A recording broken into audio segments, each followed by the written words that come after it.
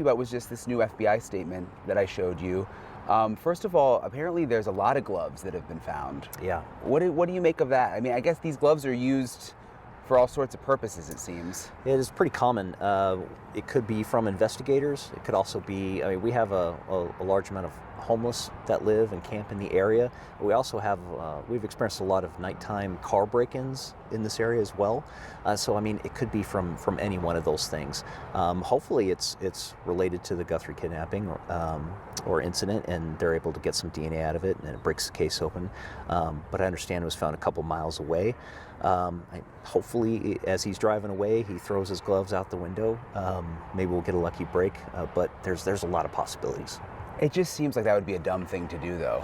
I mean, if you're the suspect, yeah, why wouldn't you bury them or hold on to them? You know? It seems very unusual. He seemed to be very prepared and very careful, at least on the video that was released, and so it would seem very out of character for what we're able to see. But hopefully we'll get lucky. And you are a sergeant with the Pima County Sheriff's Office and Yes, also sir. the union president. Yes, sir. So you're able to talk to us about some of these issues with the department because you're protected.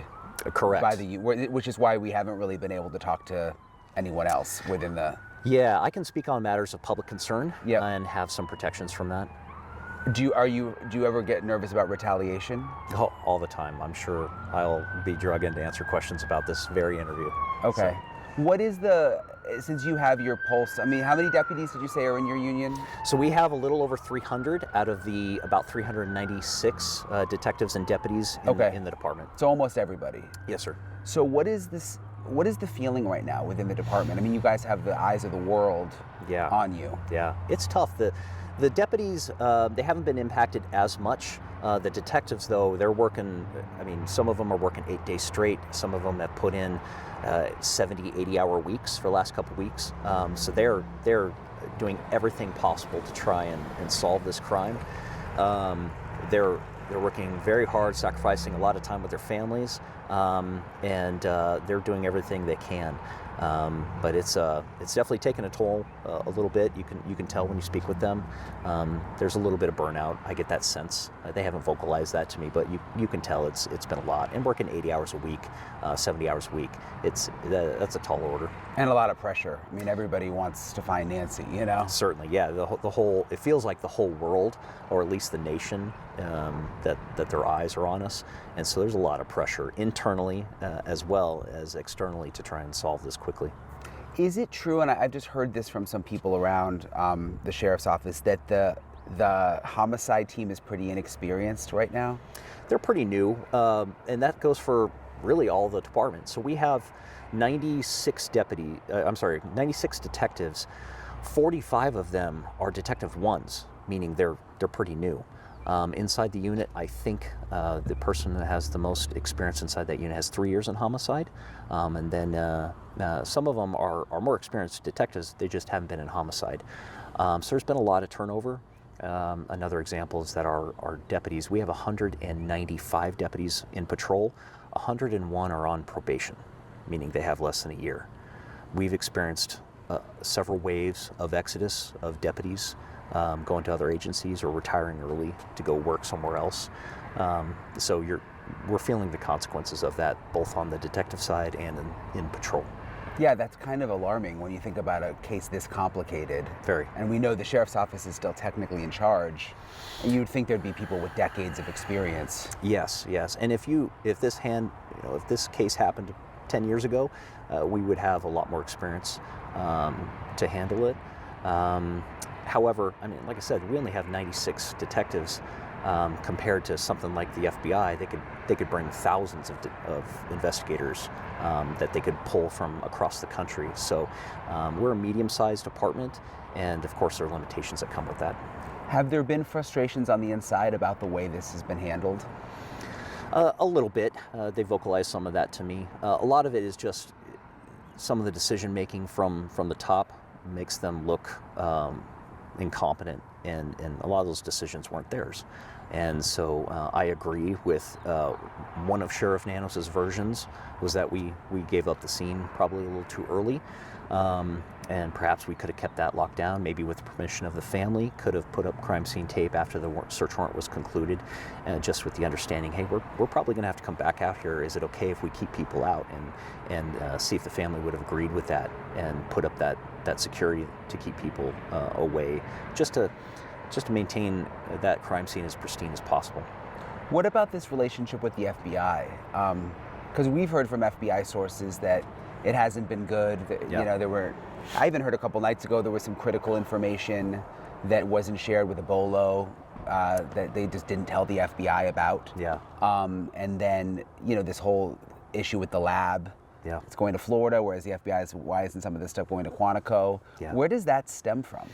So my opinion is that this comes from 2016. I think when Sheriff Nanos was investigated, when he was interim sheriff back then, I think that investigation caused a lot of the icy relationship that we see today.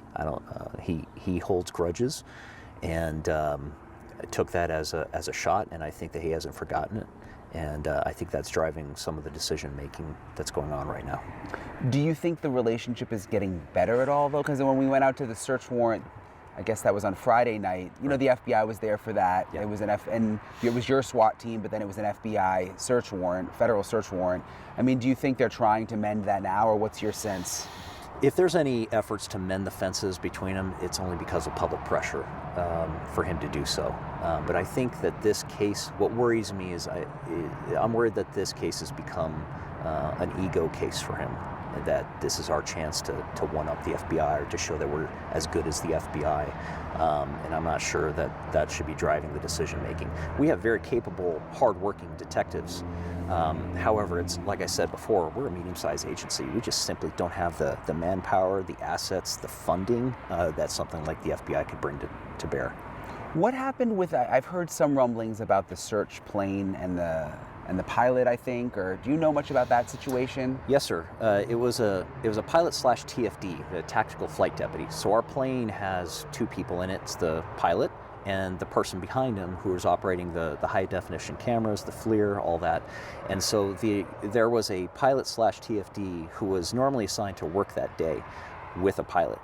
However, he was transferred the week before, I believe on January 25th. And he was transferred back to patrol, and as a result of that, he was not replaced. And so as a result of that, the plane was not able to be used immediately. From what I understand from people who worked that day, the helicopter was initially used because there was a pilot at the hangar and a helicopter pilot, so they jumped in the helicopter and responded. And that has some benefit. When you fly a helicopter around a missing person, oftentimes people, they go out of their house to go, what's going on? Why is their helicopter flying so low around the neighborhood? And so when you get people out of their houses, sometimes they'll see a disoriented elderly person or someone in need, a small child, and they'll call 911. However, eventually they called the TFD out that day, and then they flew back to the hangar, I understand, and then got the plane out of the hangar and got it overhead. But that took 2 or 3 hours from what I understand. So did the sheriff have an issue? You said the person was transferred out. Yes, sir. Do you know why? There's a minor demeanor complaints with the pilot. I think he'd been around 17 years, and there's some demeanor complaints in behavior with his interactions with some other people inside the unit that, in my opinion, could have been handled a little differently. He received informal discipline and then was transferred. I think that informal discipline and perhaps a special observation probation would have been more appropriate and would have kept that asset, which is, that plane is the most valuable law enforcement asset in southern Arizona. And if it moved to Phoenix, it would be the most valuable asset in Phoenix. It's that good. Yeah, I've seen it. It has the monitors in the back. It's fantastic. It's impressive. I saw some pictures of it. It's fantastic. Yeah. And all the local agencies around us, whenever it's available, they want to use it for any of their cases. It's extremely valuable. And so I feel like handling that a little bit differently would have kept that plane ready and addressed the problem with the employee. But that decision was made differently. So that is a deputy, yeah? Yes, sir. Yeah, he had 17 years of experience flying with that kind of work. Yes, sir. And he hasn't been able to work this case? Correct. And he started as a TFD that we then made into a pilot. So he had 17 years in the air unit, I should clarify. Okay. But he'd been a long-time pilot, was a long-time TFD, and was very good at his job. So he could be helpful right now? Yes. That day, they would have been up quickly, and perhaps the searchers, because when this first came out, we initially believed that it was an elderly person who may have bumped their head or something and walked away. And so having that plane up with its capabilities would have allowed the search and rescue team to, in my opinion, more quickly realize that she's not in the area, and maybe we need to start looking somewhere else and thinking about this differently.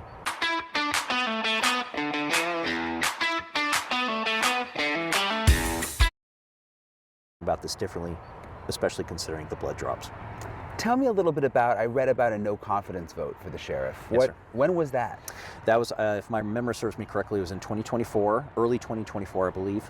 And we took an anonymous no confidence vote, or confidence vote, and it returned, except for one vote, it was unanimous no confidence in Sheriff Nanos.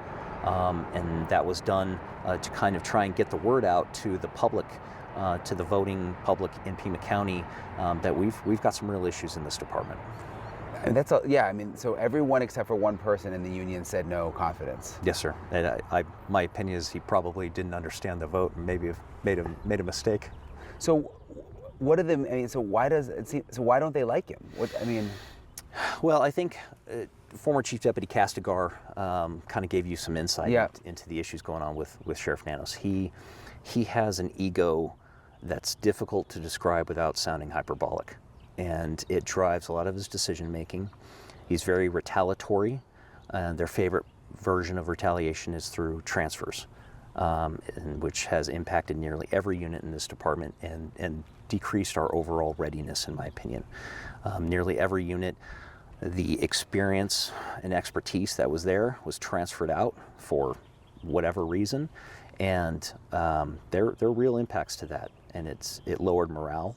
And so there was a lot of hope that in the election in 2024 that we would have a change at leadership, and when that didn't come to pass, very close, but when it didn't come to pass, that's when we started seeing these mass exodus of deputies and detectives. How close was it? 471 votes. So he lost by 400. He won by 471 votes. Yeah, 471, 481, less than 500. Okay. It was so close it had to have a mandatory recall per the Arizona state law. And you mentioned the transfers, and you said it was like discipline by transfer. Is that what happened to you? Oh, yes, sir. So when I became president in 2023 of our union, I initially decided, hey, let's take a morale poll. And so we did a morale poll. It came back pretty low, and it came back with some comments, and I thought that those comments would be beneficial to someone in a position of leadership. So I quietly compiled them on a professional letter and sent them to Sheriff Nanos, just put it in his basket, and he could have thrown it away. However, he took exception to that and responded by transferring me to a position to hurt my family. That was confirmed to me later by former Chief Deputy Castigar.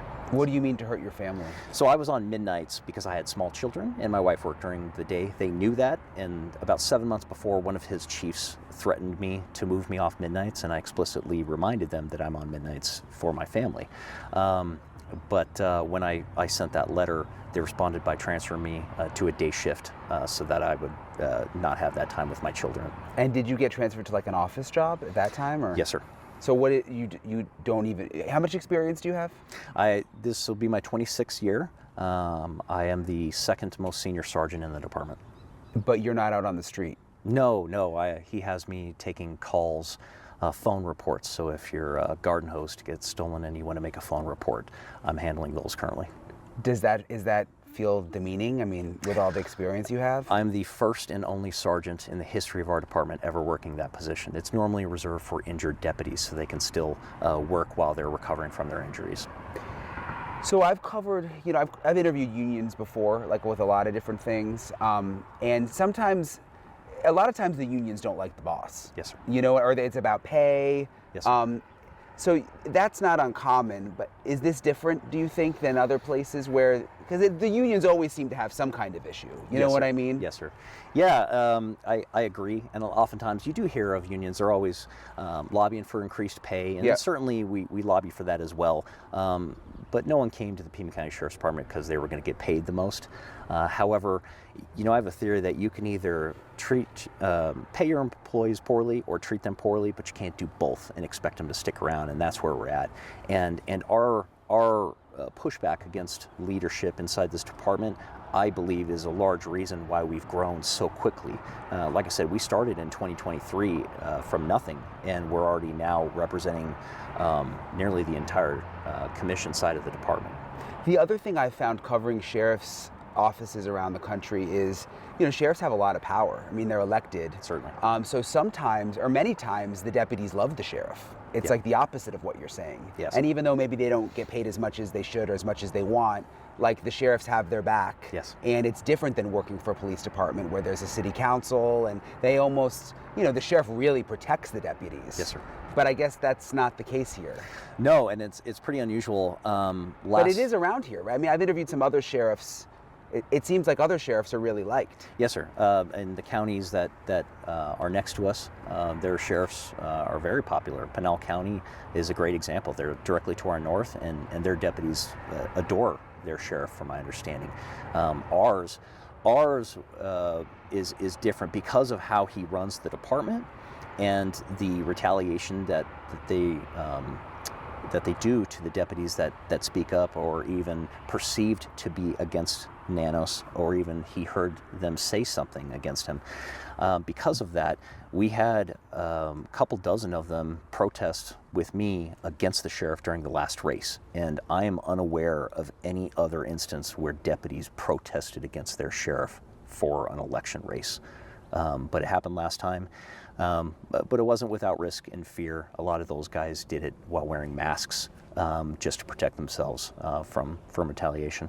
Yeah, that's unusual, huh? It is. The situation inside this department, I would describe as very unusual.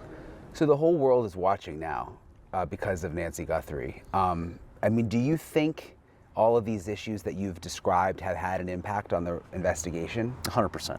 100%. The experience level inside our CID, like I said, they're hardworking people, but everybody needs mentors. I cannot imagine starting as a new deputy or when I was in as a detective and not having mentors to help me out. You need that. They make you better. And when you have questions or when you have a high-profile case, they're the ones that you want to go to. But from what I understand and what I'm being told, there's not a lot of that right now. Like I said, we're a very young department. 45% of our commissioned deputies and detectives have less than 5 years on. We're very young because of this turnover, and it's having a real impact. And when we need that expertise, that seniority the most during high-profile incidents like this, they're simply not there. So I believe it is having an impact. Couldn't the sheriff have said in the beginning, look, this is a complicated case? Even the FBI experts around the country have said, we've never even seen anything like this. I mean, they've never seen a kidnapping like this. Couldn't he have said, we're going to hand this over to the FBI because, this needs another level of expertise? I don't think that would have made him look bad. No. I think they could have still helped and assisted and been a part of it. I agree. I think the right decision, and there's also different aspects of this as well. By deciding early to turn this over to the FBI and us take a supportive role to them, I think it would have been the best decision, in my opinion, for the Guthrie family, but also for our detectives and Pima County citizens.